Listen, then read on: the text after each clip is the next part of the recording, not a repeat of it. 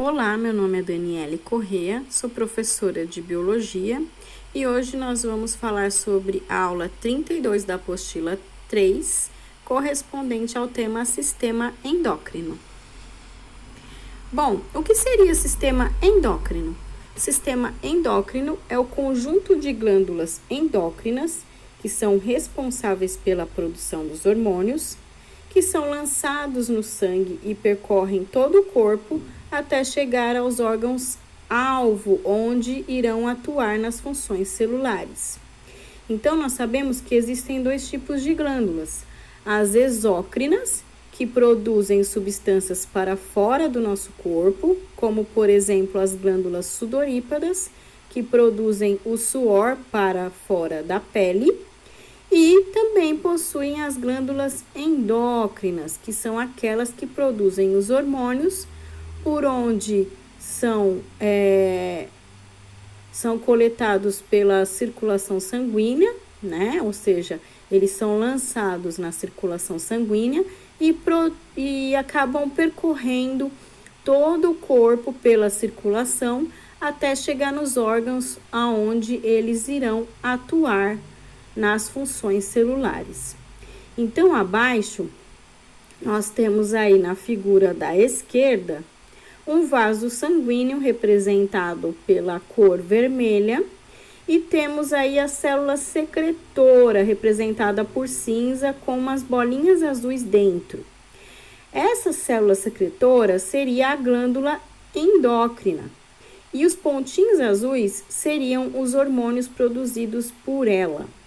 Esses hormônios que ela produz caem na corrente sanguínea, que é esse tubo vermelho, e pela corrente sanguínea circulam até chegar nos órgãos-alvo, que são representados aí por essas células-alvo, que possuem uns filamentos verdes, né? E aí se ligam nesses receptores, que esses filamentos verdes, na verdade, são receptores que as células-alvo dos órgãos-alvos possuem para que esses hormônios possam entrar, tá? Então, eles circulam pela circulação sanguínea e quando chega no órgão onde eles irão atuar, eles acabam entrando por mediação desses receptores que estão aí em verdinho. Na figura direita, nós podemos ver o sistema endócrino por completo, com todas as glândulas que participam dele. Lembrando que todas essas glândulas são endócrinas, ou seja, produzem substâncias para dentro do nosso organismo, para dentro da corrente sanguínea. Então, nós temos aí o hipotálamo, a hipófise, que é a glândula mestra, porque ela produz e coordena vários hormônios, a pineal ou epífise, tá? Temos aí o timo na região do tórax, a tireoide e a paratireoide na região cervical, que é a do pescoço. Na região abdominal, nós temos o pâncreas e as glândulas adrenais ou suprarrenais, que são duas, porque uma fica em cada rim, tá? Sobrepondo o rim. Nós temos aí a placenta, no caso da mulher gestante, o ovário, no caso da mulher, e os testículos, no caso do homem, tá? Então, essas são todas as glândulas endócrinas que participam do sistema endócrino. Bom, eu tentei trazer para vocês um quadro resumido sobre as principais glândulas e os principais hormônios que cada um produz, para ficar um pouco mais fácil da gente falar sobre cada um, tá? Então, nesse quadro, ele traz a glândula, o hormônio que cada glândula possui e qual a função de cada hormônio, tá? Então, nós temos aí, em primeiro, o hipotálamo. O hipotálamo fica na região cerebral. Ele produz o hormônio tireotropina, corticotropina, fator GRH e fator LHRH. O hormônio tireotropina, O que ele faz? Ele produz a liberação de TSH na hipófise e regula o funcionamento da tireoide. Então, esse hormônio é muito importante porque ele vai atuar sobre a tireoide para que ela produza outro hormônio que nós vamos verificar mais adiante. A corticotropina, ela vai liberar o ACTH, também na hipófise, que vai estimular as glândulas suprarrenais, aquelas que ficam sobre o rim. Então, ela que vai estimular as glândulas suprarrenais a produzirem o hormônio que nós vamos verificar logo abaixo. O fator GRH é o hormônio do crescimento, tá? Então, ele é muito importante, ele vai atuar no crescimento do corpo, tanto dos ossos, músculos e órgãos, tá? Durante o nosso desenvolvimento. E o fator LH-RH, ele vai regular a produção de LH e FSH, que saem das hipófises e vão agir sobre os testículos e os ovários, ou seja, eles que também vão mandar o ovário e o testículo produzirem hormônios que serão importantes mais lá na frente, tá? Então, ele coordena vários outros hormônios e, além de tudo, produz aí o hormônio do crescimento, que é essencial para o ser humano. E a glândula pineal? A pineal, ela produz um hormônio chamado melatonina, que vocês já devem ter ouvido falar, que ela controla o relógio biológico e está ligada ao sono. Então, quando a gente tem deficiência de melatonina, nós podemos ter insônia. Sim, podemos ter insônia, tá? E quando temos um excesso de melatonina, podemos ter muita sonolência. Então, a glândula pineal, ela precisa trabalhar muito bem para regular a melatonina, para que nós possamos não ter nem deficiência, nem excesso dessa substância, que pode interferir aí no nosso sono, no nosso relógio biológico. Depois vem a hipófise. A hipófise, ela tem uma parte que se localiza no lobo anterior do cérebro e no lobo posterior do cérebro. Mas, na verdade, é uma glândula só. E aí nós vamos falar todos os hormônios que ela produz. O primeiro deles é a somatotrofina, o hormônio do crescimento, que vai promover o crescimento de quase todas as células. Então, o hipotálamo é aquele que manda. Ele vai mandar a hipófise fabricar o hormônio do crescimento, tá? Então, aquela corticotropina, que é aquele hormônio, corticotropina não, digo, fator GRH, que é o hormônio que o hipotálamo produz, ele vai coordenar aí a produção de somatotrofina pela hipófise, tá? Ele que vai falar, olha, hipófise, fabrica aí mais hormônio de crescimento, porque eu tô precisando, tá? Então, é esse hormônio GRH do hipotálamo que vai fazer com que a hipófise produza somatotrofina. A deficiência desse hormônio de crescimento pode levar aí ao nanismo, né, que são os anões, ou estatura pequena, ou ao gigantismo, quando se tem excesso desse hormônio de crescimento. As duas coisas não são boas, por isso que precisa haver um equilíbrio.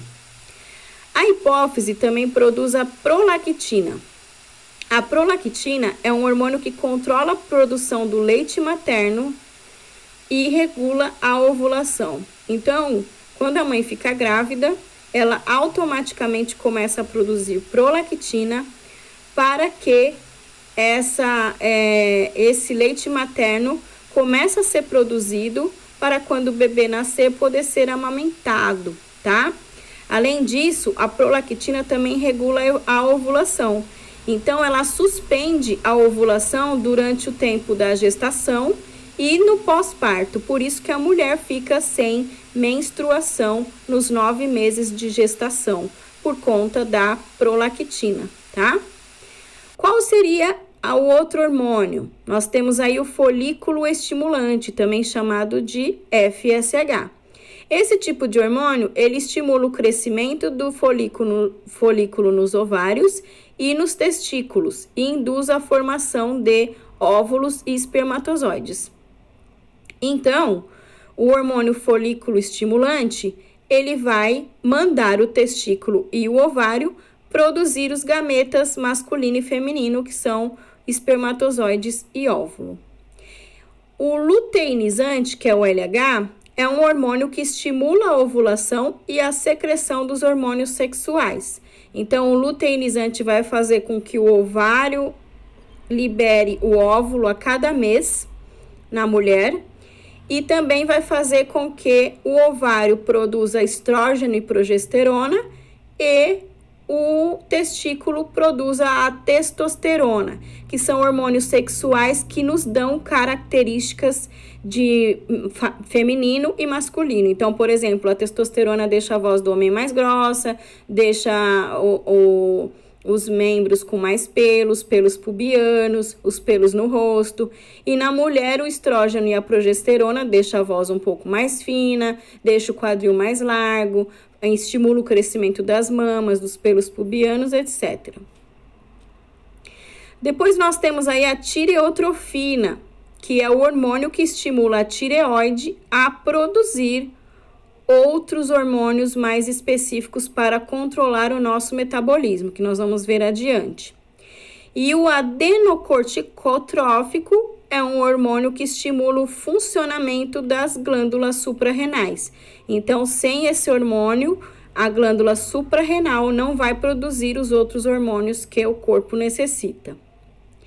Depois nós temos a ocitocina, que é um hormônio que vai auxiliar no parto a contrair o útero. Então, no parto normal, ela ajuda a contrair o útero. E na amamentação, a expulsar o leite. Então, a prolactina, ela estimula a produção de leite, mas o que faz o leite sair, ou seja, ejetar quando a gente aperta, ou quando o bebê suga, é a ocitocina.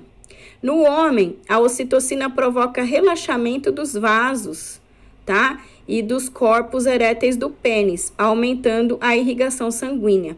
Então, a ocitocina também é presente no homem, tá? E vai auxiliar aí nos vasos e nos corpos eréteis do pênis, tá? Fazendo que após a ereção, o pênis fique todo dilatado e relaxado.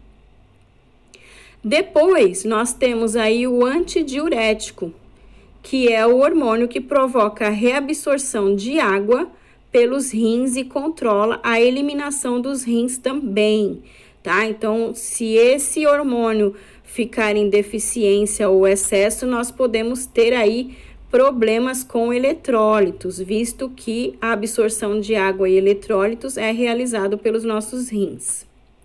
Depois nós passamos para a glândula tireoide. Quais seriam os hormônios que a tireoide produz? Ela produz o triodotironina, que é o T3, e a tiroxina, que é o T4. Então, quando a gente faz exame de sangue, às vezes a gente vê aquela sigla lá, né, T3, T4, nós sabemos que são os hormônios tireoidianos. O que eles fazem? Eles aumentam a velocidade das reações químicas na maioria das células do corpo, controlando o metabolismo. Então, deficiência ou excesso desses tipos de hormônio podem nos acarretar aí, no caso da deficiência, perda de peso, fadiga, cansaço, sonolência, porque as células não trabalham direito. E o seu excesso pode provocar aí um ganho de peso, uma agitação, um excesso de energia, né? A pessoa não fica quieta, não descansa, não fica parada, né? Tudo por quê? Porque o metabolismo está acelerado, tá? Há uma produção exagerada desse tipo de hormônio. E a calcitonina? A calcitonina é outro hormônio que a tireoide produz. Ela regula a taxa de cálcio no sangue, inibindo sua remoção dos ossos, que diminui a taxa plasmática de cálcio. Então, nós precisamos de cálcio para os músculos e também para os ossos, além de outras reações celulares. Porém, quando a calcitonina está deficiente, eu posso ter aí problemas no músculo, como cãibras, ou então fraturas, né? Então, qualquer pancada que eu possa passar por um acidente, esse osso se quebra com facilidade. Até mesmo andando, ele pode se quebrar devido à falta de cálcio, tá? E o excesso de cálcio também traz problemas, tá?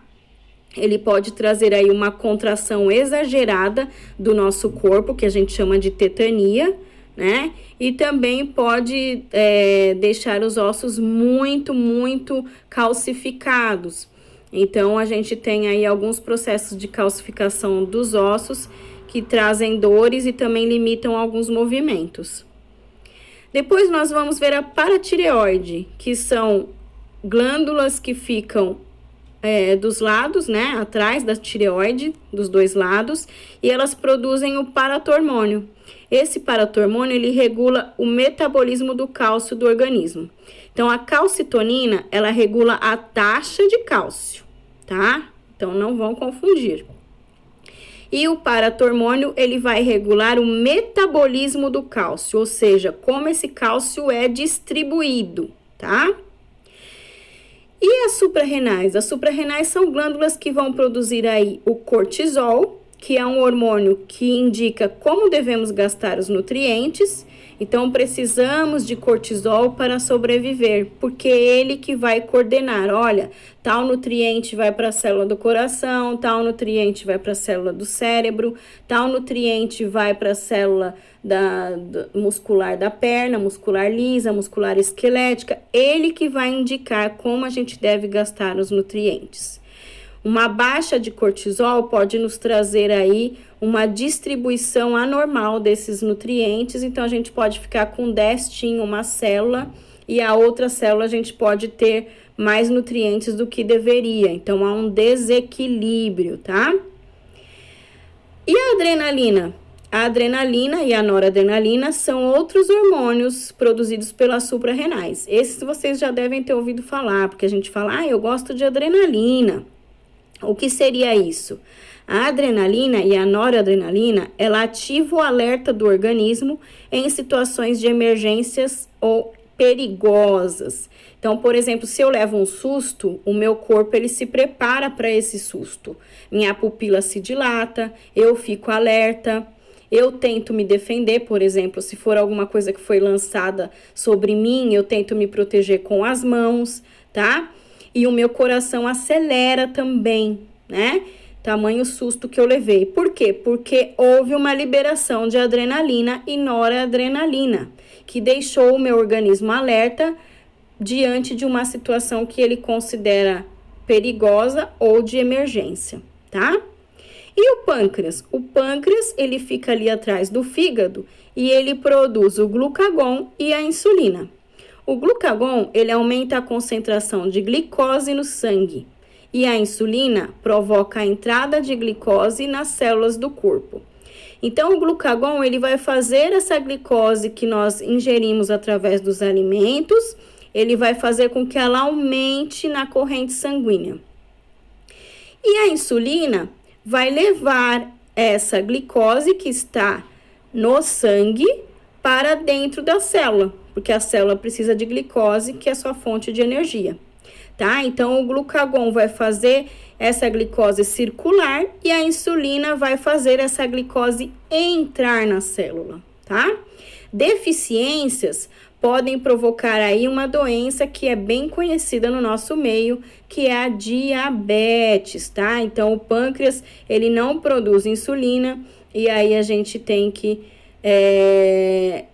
necessita de medicações específicas, como a insulina mesmo, que é aplicada via subcutânea, para poder fazer com que essa glicose entre para dentro da célula. E quando há deficiência do glucagon, nós ficamos com pouca glicose no sangue. Então, a gente tem aí hipoglicemia, né? E aí nós precisamos de mais fontes ricas em glicose para manter aí a taxa de glicose sanguínea, tá bom?